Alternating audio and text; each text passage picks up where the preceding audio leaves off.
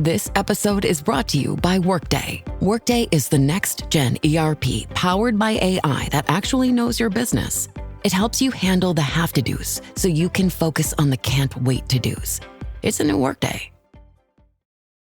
Walmart Business saves you time, money, and hassle, which means you can focus on what really matters, like putting the money you save back into what you do, spending more time training your team, filling orders, and finding new clients. Anything and everything, right down to, oh, that's one, choosing the best hold music. Walmart Business. It's the Walmart you love, now for your business. Learn more at business.walmart.com. Hi, I'm Adele Nicol, and you're listening to Anything But Footy with the latest on the Winter Olympics. It's curling, anything can happen. It's sport, anything can happen. It's the Olympic Games. Anything can happen. That's why we love it. Who said this? Well, it just summed up the last 24 hours. I'm Michael.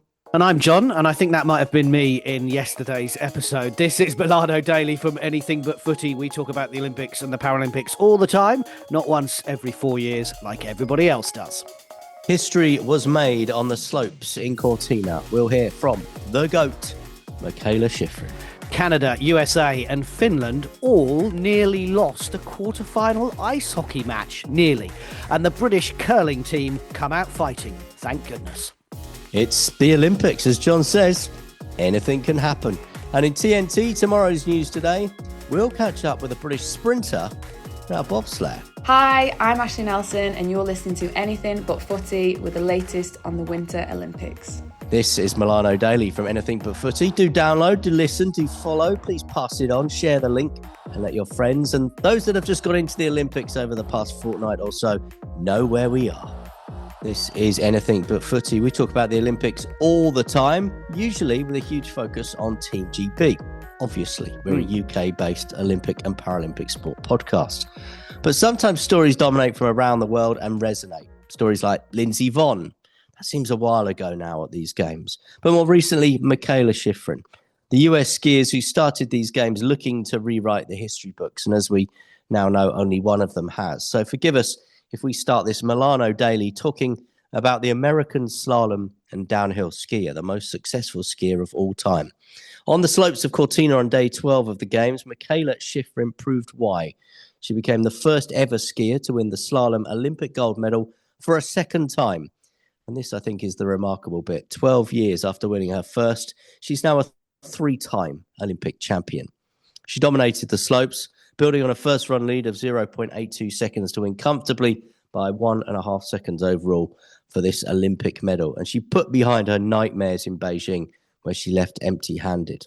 She's failed to finish 3 of her 6 Olympic races in Beijing 4 years ago, but here in Italy, she finished 11th in the giant slalom and was unable to convert a lead in the team combined event into a medal, finishing 4th. That all came after a tough few years personally. She lost her dad in dramatic circumstances in 2020. But with more World Cup wins than anyone else, she was already in the history books, and making more in Milano Cortina just wasn't on her mind. She just wanted to race well. I'm not usually thinking about this kind of labels when I'm racing. Sometimes I'm thinking in slalom, I know my level of slalom skiing. When it's good, I know what's possible. And sometimes the hardest thing is to do the best skiing.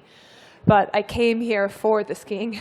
I came here for the turns between the start and the finish. And today, because of the help from my team, so much work on the mountain, in the training, in the preparation, mentally, my family, my mom here, my psychologist, so much work just to be able to show up for 2 runs, 47 seconds, and do something that's within me that I know how to do.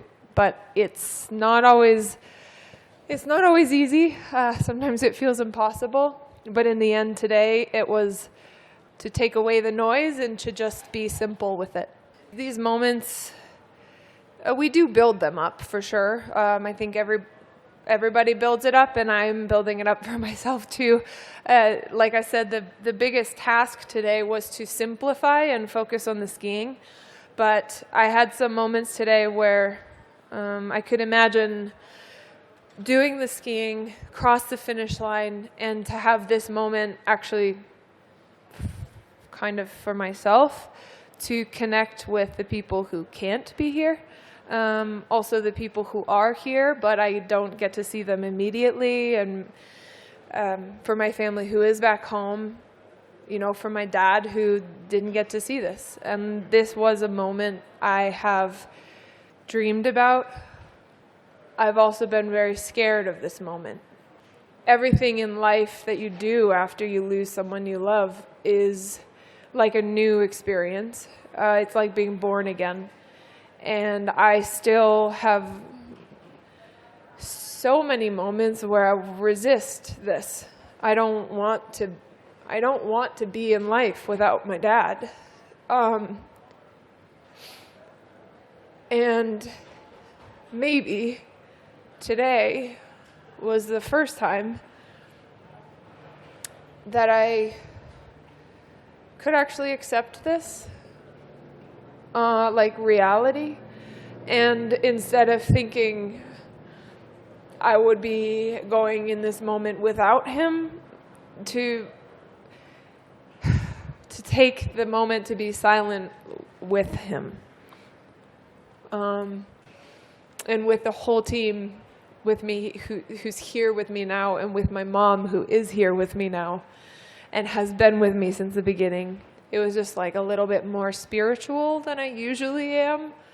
Michaela Schifrin speaking at the news conference for her gold medal in Cortina. Very emotional, understandably, talking about her father, but hoping that she can now move on and I don't mean that in a way that she wants to forget, but she can move on with her life, living her life without him. I thought it was really stark what she said, which is, I don't want to live my life without my dad. But she's now done that, and she's put this gold medal behind her. And all the headlines, Michael, about she bottles it. She can't win at the Olympics, having already won 2 Olympic gold medals previously, by the way. The fact she's now got this 3rd gold medal, that's put all that to bed. All the headlines, all the negativity. And as she said right at the end there, she just feels at peace now, and she's delivered. And I thought you summed it up really well. What a contrast from Lindsey Vonn, 2 amazing US skiers and 2 totally different endings to their Olympic story. Not that I'm saying Schifrin is retiring, by the way. Yeah, it's interesting, the conversations and the questions that get asked at these news conferences after events, because you may well have seen the clip, it's gone viral, of Eileen Gu being asked by a journalist, was it 2 gold medals lost or was it 2 silver medals won?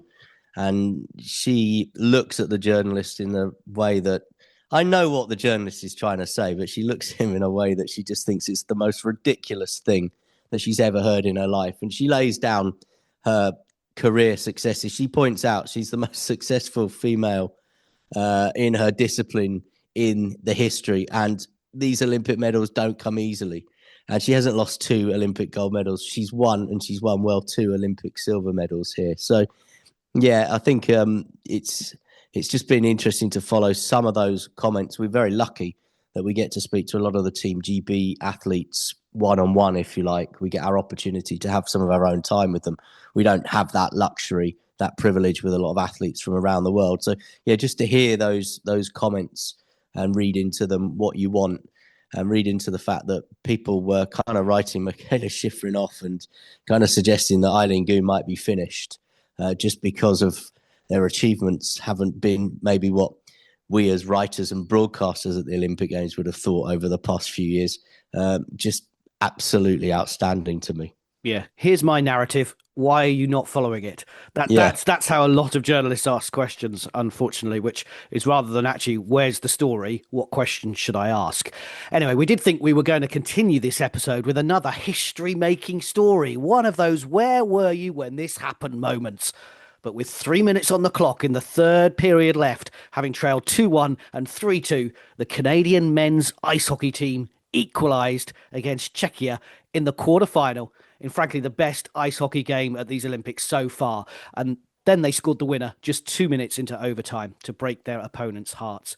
Now, my 9-year-old son, Matthew, who is football obsessed, as you know, was absolutely crazy about this match and sat and watched on the sofa, engrossed in the sporting drama, and actually hiding behind the pillow and the cushions on the sofa every time Canada attacked because he really wanted Czechia to win. But Canada did. With their NHL stars, they're into the semi-finals again. We nearly had Miracle on the Ice too, but that sequel will have to happen another time. Defending champions Finland and the USA also both needed overtime to progress to the semis. It was a remarkable day in the ice hockey. We'll bring you more news on that in our news from the games coming up. And the women's ice hockey final between Canada and the US is later on today as we record. Talking of Miracle on Ice, we've got what I'm trying to get going here as the Moat and Morrison Miracle on Ice. So normal service resumes. Let's focus on Team GB on Milano Daily from Anything But Footy. Nothing normal, though, about the curling and Great Britain at that. After our rant yesterday, or John's rant, he was talking about the tactics for the past few years have worked, but they've not been working at these games. The main headline this morning for you, or today for you, is the Brits are still in it, both in the men's and the women's. In the men's final round of matches this morning, we'll have to watch, and we'll all become a bit Italian and a tiny bit Norwegian, because what we need is for one of them to lose. If one of them loses, and a reminder, they are playing the top two nations in the round robin as well. That means that Team GB will progress to the semi-finals. Being honest, Bruce Mowat, Grant Hardy, Hammy McMillan, Bobby Lammy were brilliant as they thrashed the USA 9-2 in a must-win last match in the round robin. And I was watching it thinking, maybe Olympic curling is not necessarily how you start the games, but it's how you end the games. Yes. And maybe they are just coming around to their best form at the end of the games. We'll have to wait and see. They do still have to rely on something happening elsewhere. 4 points in the third end, another 3 points in the sixth end to seal the victory. Showed more aggression, put the other team under a lot more pressure. It moved them into third in the table. Italy lost to Canada. Norway were beaten by Switzerland. As I said, those are the top two teams, and those fixtures reverse now. So we just need one of those results to go Team GB's way, and then those four teams will face each other on day 13 in the semi-finals. Could be another medal. Oh dear, it was incredible to watch, and a brilliant performance. And it was a kind of Bruce Mowat sandwich between the British women curlers, because they had two remarkable wins as well, and they needed to win those matches, and they did. And the impressive one really was yesterday morning. Rebecca Morrison produced an extraordinary comeback shot with the final stone of the final end. It actually turned out to be, she grabbed 2 points to beat the USA 8-7 in the women's round robin. And a lesson for me, Morrison said afterwards, you just got to stick to your processes, which is one way of looking at it. It's how they won their match. Well done to them. But it kept them in the competition, and they enjoyed it as well. I think that was really stark to see. Smiles on their faces, and they returned for a much easier victory in the evening against Japan, winning 9-3. So again, look, it's not in their hands. It's not in the British women's hands heading into the final round of matches today. Team Morrison face Italy, but need results from already qualified Switzerland against the USA and Canada, Korea to go their way. It's quite complicated, but they can just sneak into the top four if certain things go their way. The women's matches start on day 13, which is today, at 1:05 UK time. So 1:05 in the afternoon.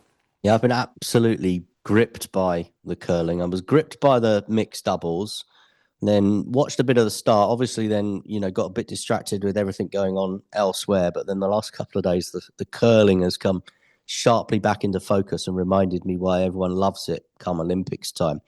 Work to be done for the British four-man bobsleigh team after the first official training heats at the Cortina sliding centre. Taylor Lawrence had to sit out the session again. That's the precaution that we've been told about. It means the travelling reserve Alex Cartagena came into the sled for the first time. 14th and 18th place finish in practice 1 and 2.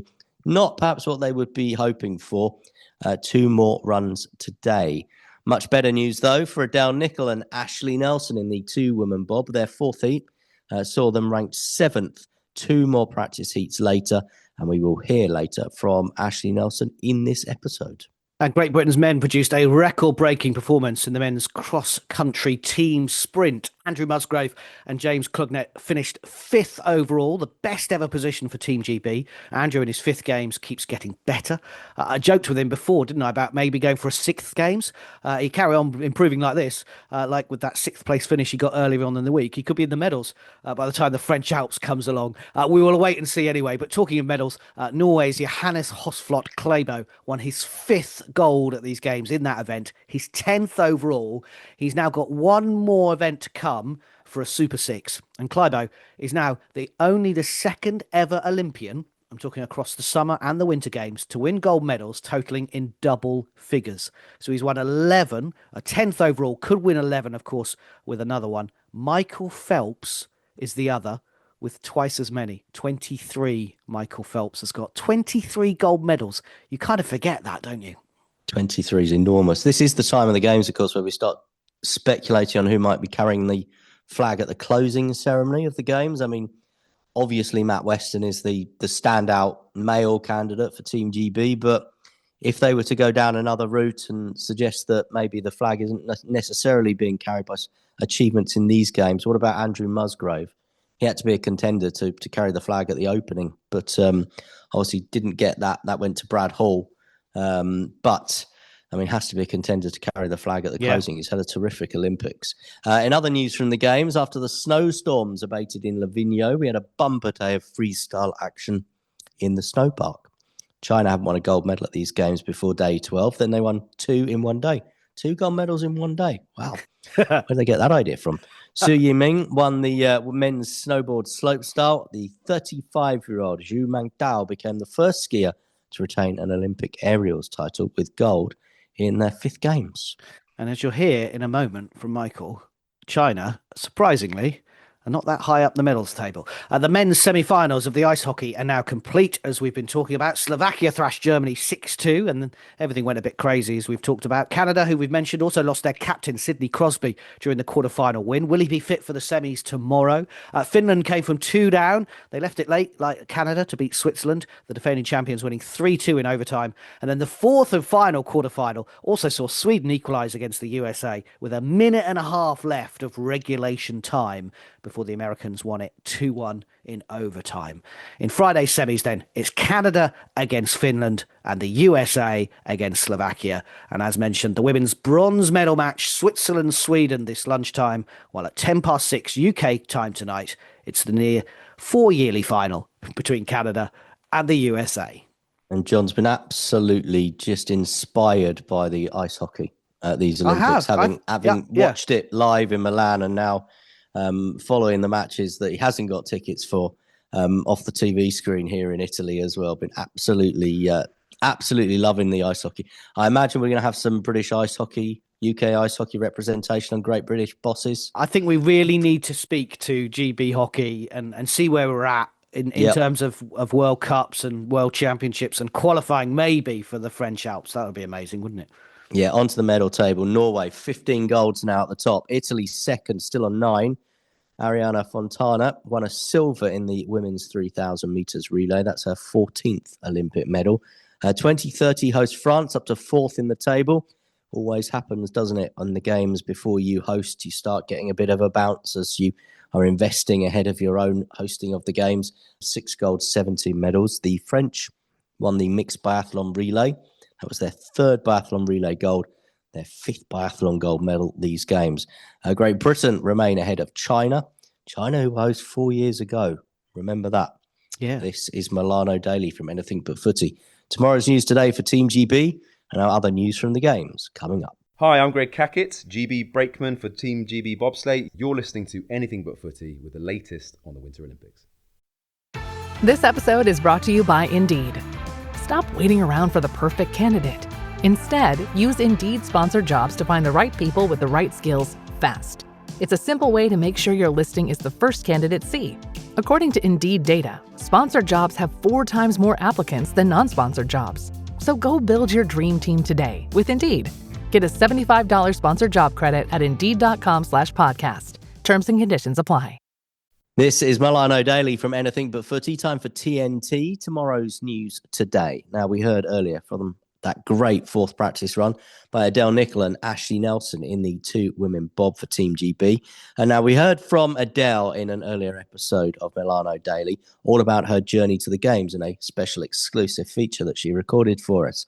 Ashleigh Nelson has been at the Olympics before, but the Summer Olympics. In fact, she's been to 3. A lot of people only ever talk about the fact that she went to Beijing in 2008 and Tokyo in 2020. She competed in both of those, but she also went to Rio in 2016, where she was part of the relay team but didn't actually get to race. So when you speak to Ashleigh, she always talks about the fact that she's actually been to 3 games and she didn't get to go to London because they didn't qualify a relay team. I would say to that Team GB need to update their website, because when I was putting together some of the research, they say they're the 2 games that she went to. But I thought she'd been to Rio. I couldn't actually believe it was Beijing in 2008. She must have been a whippersnapper. 17 in 2008.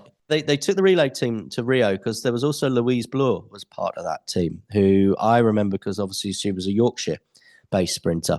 And I'd been covering sport in Yorkshire at that point, and I remember chatting to her, and she got selected, but again, never got to actually run in the game. So, yeah, she's actually been to 3 games, selected for 3 summer games. Comes from a sporting family. Her brother Alexander was in Team GB's Beijing 2008 squad. Her cousin Curtis, a professional footballer who recently left Derby County for the MK Dons. And Ashleigh, as we'll hear in a minute, is known or as Auntie Ram in her family, which is something to do with the Derby County connection. She has been speaking to me about how this Winter Olympics dream came about. Hi, my name is Ashleigh Nelson. I was a 100-metre sprinter. I might still be, I don't know, but I'm now a bobsleigh brakewoman. It's quite the switch, isn't it? But you're not the only one to do it, because I guess that essential speed you showed on the track is essential for this new discipline. Yeah,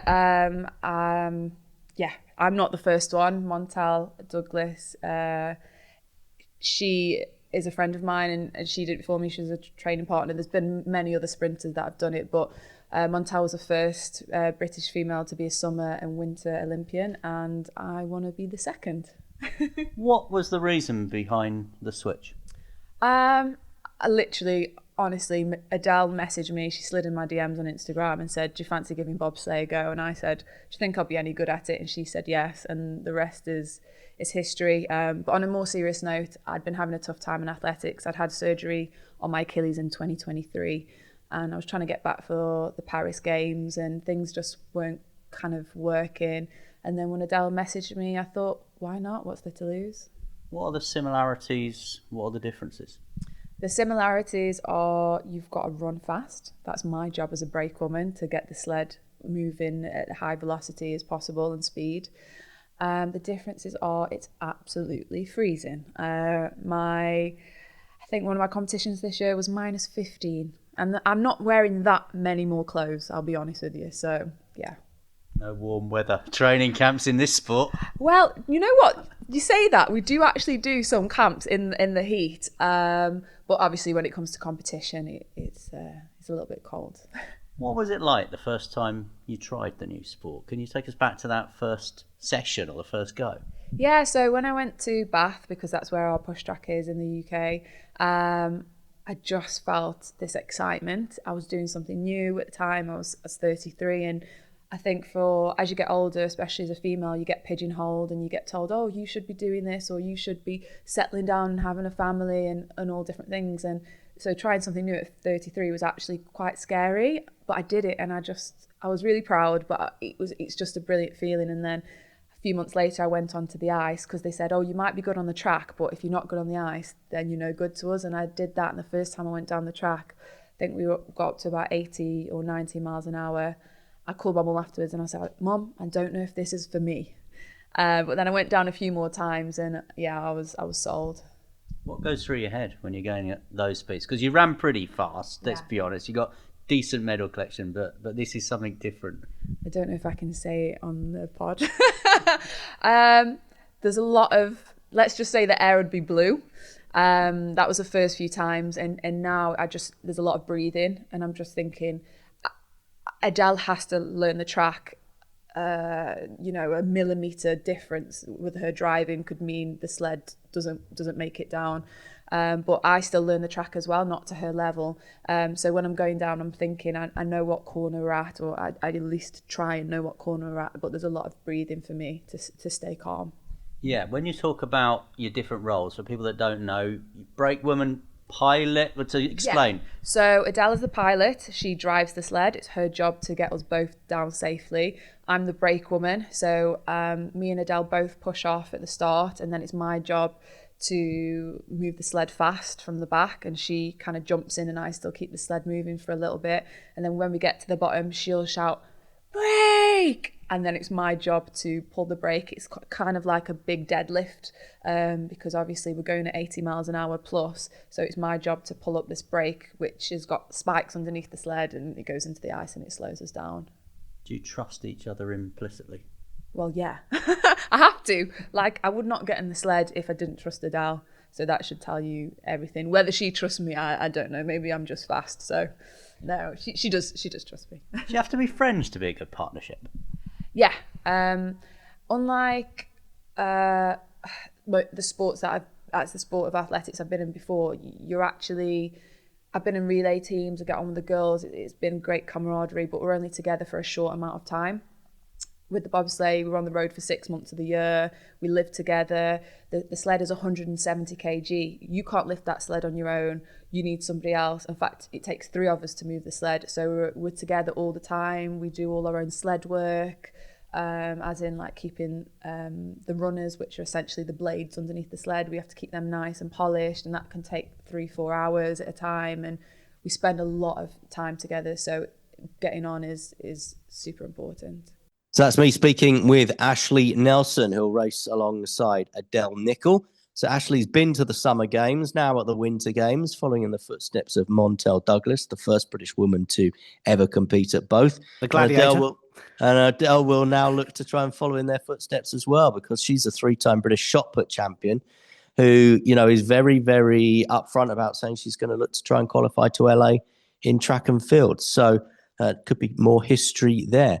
5 o'clock UK time tomorrow, because this is tomorrow's news today. So day 14 at the Cortina Sliding Centre. All eyes will be on the 2-woman bob and the first heat. Heat 2 will be at 10-7 for Adele and Ashleigh. One other tomorrow's news today. It's the third and final event for Great Britain's speed skater, Elia Schmiden. Having just missed out on a top 10 place in the 1,000 metres, Elia goes in the women's 1,500 metres tomorrow at the Milano Speed Skating Stadium. Maybe Mike will be trotting along there today, because you don't want to trot out in Milan today because it's absolutely wet and horrible. We're staying well clear of that. But sunshine back for the weekend to finish the games, we understand. Yep, we'll go and see Elia in that event. And this will be upon us before we know it. And I can't believe I'm revealing the first British athletes competing in the first European Athletics Championships to be held in the UK in Birmingham in August already. Congratulations to 5 marathon runners who've been named by UK Athletics in the team. Abby Donnelly, multiple cross-country runner who ran a marathon PB in Frankfurt last October, finishing as the first European over the line. Natasha Wilson was Cochrane. That was Natasha Cochrane. Competed in the World Championships in Budapest in 2023. For the men, Mohammed and Phil Sessman are both Paris 2024 Olympians. Of course, they'll be joined by Johnny Meller, who at the age of 39 ran a lifetime best in Valencia to move into the top 10 on the UK all-time list. The 2026 European Athletics Championships will be held at the Alexander Stadium in Birmingham from the 10th to the 16th of August 2026. That'll warm you up, Michael. It'll warm you up when you've got all that to look forward to in the summer. And I hope you've been enjoying these Winter Olympics. They're kind of crazy, aren't they? The Winter Olympics. I mean, you look at the Summer Olympics and you go, right, you've got point A, point B. The person that runs fastest from A to B wins the gold medal.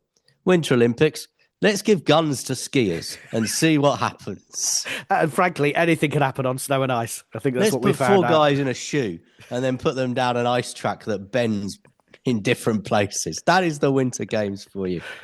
We are here every day with Milano Daily, Team GB results, reaction, news from the games, and TNT, tomorrow's news today. Check out our socials, Anything But Footy. You can find us there. Also, the Spotify Olympics music playlist. This is Milano Daily from Anything But Footy. Hi, I'm Marcus Wyatt, skeleton athlete with Team GB. You're listening to Anything But Footy with the latest on the Olympics. Crisp, refreshing, and unmistakably tasty. Ice cold Coke Zero Sugar. It's the only drink with real Coca-Cola taste and zero sugar. It's tax season, and at LifeLock, we know you're tired of numbers. But here's a big one you need to hear. Billions. That's the amount of money in refunds the IRS has flagged for possible identity fraud. Now here's another big number, 100 million. That's how many data points LifeLock monitors every second. If your identity is stolen, we'll fix it guaranteed. One last big number, save up to 40% your first year. Visit LifeLock.com/podcast for the threats you can't control. Terms apply.